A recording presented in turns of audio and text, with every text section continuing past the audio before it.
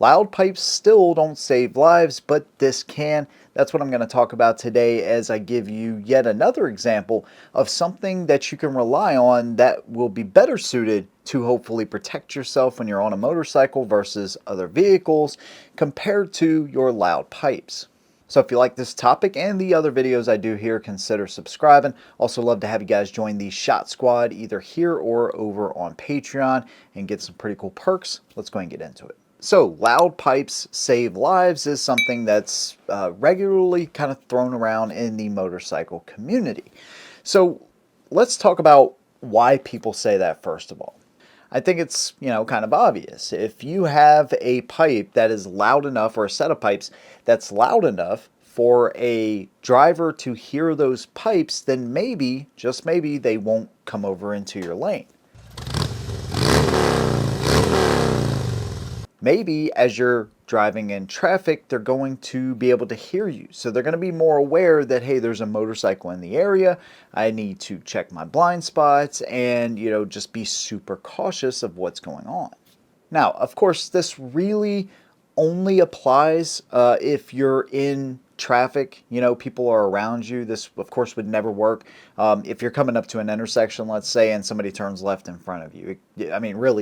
They could care less about your loud pipes at that point.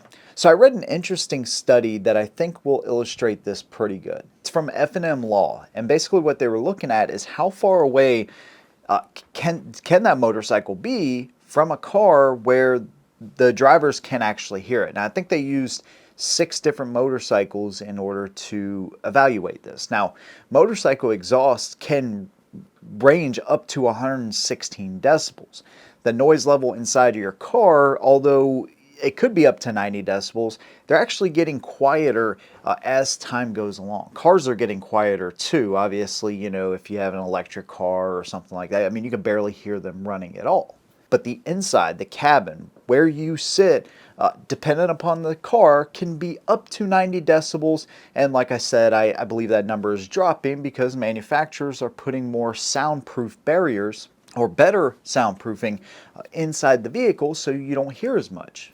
Now, anything over 85 decibels continuously can actually lead to hearing damage. So up to 90 decibels, that could be a problem for all of us. And what they found in this study is that at 50 feet, that's what, 15, 16 yards, something like that. The drivers, the riders, the passengers in the car could not hear the motorcycle that was 50 feet away from them. They compared the decibel rating the motorcycle was at to be that of a chainsaw continuously, and the occupants in the car could not hear them. It was only once they got to 33 feet where the occupants in the car could then hear the motorcycle.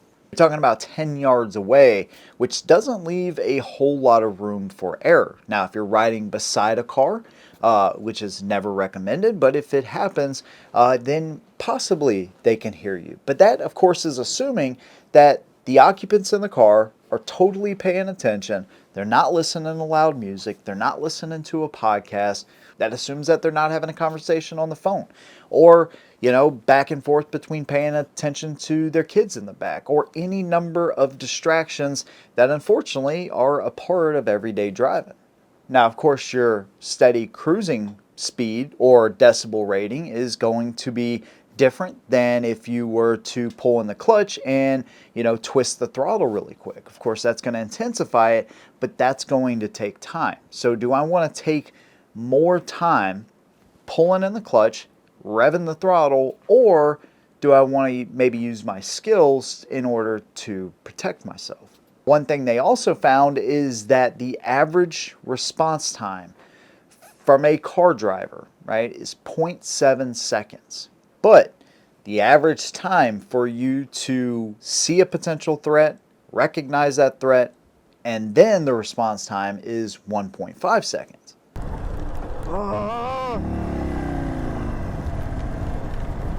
And the ABS works, by the way.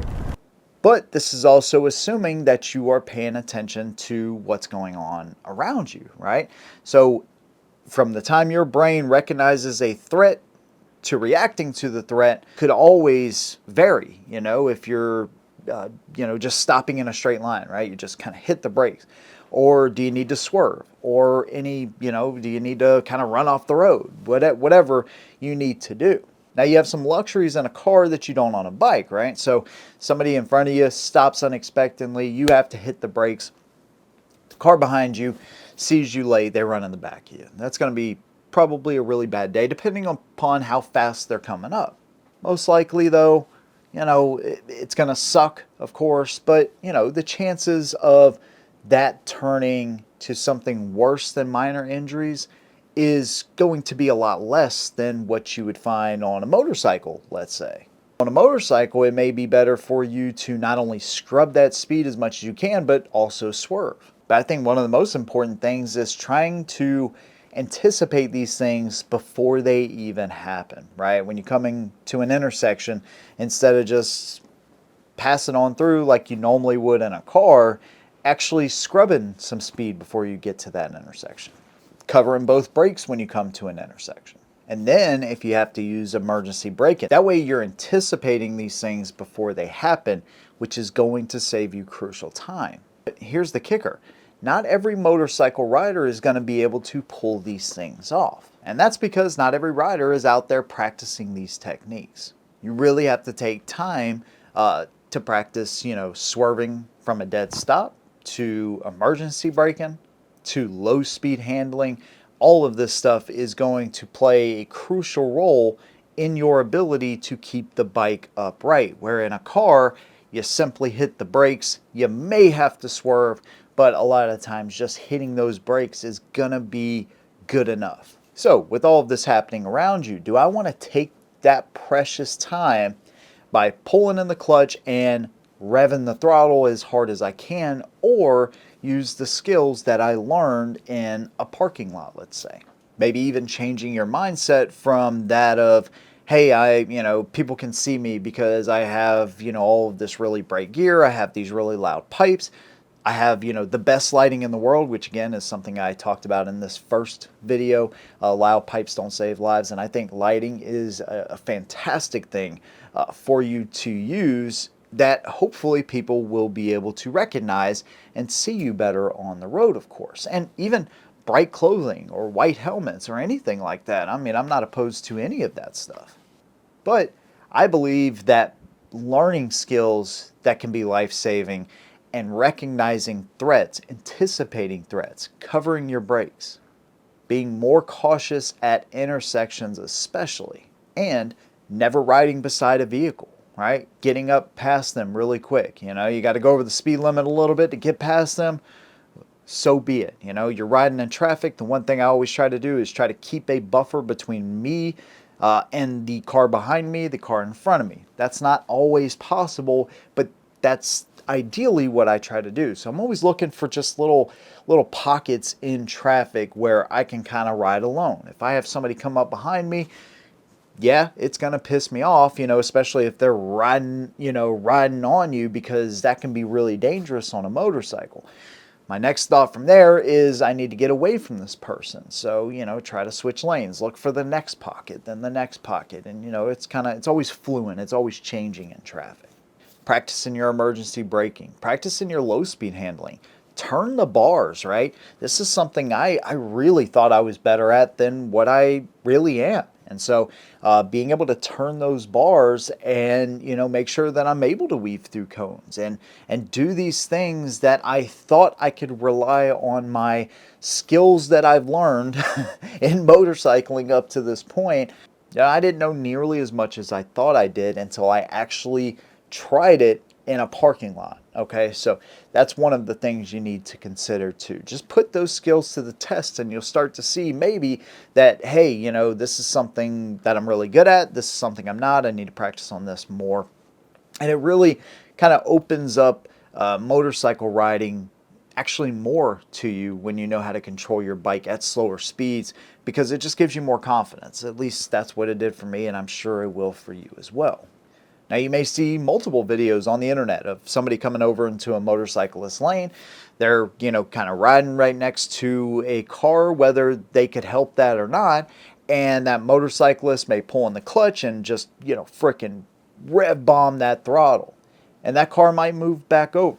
But that's not always something I would anticipate in happening. Again, that's kind of the perfect scenario where they were close enough to the car and the driver wasn't distracted by music, cell phones, or anything else. That's where we're at with it, man. Loud pipes don't save lives, but practicing your motorcycle skills absolutely can. Take a little bit of time with this, dude. 30 minutes to an hour a week. I mean, it really doesn't take a whole lot.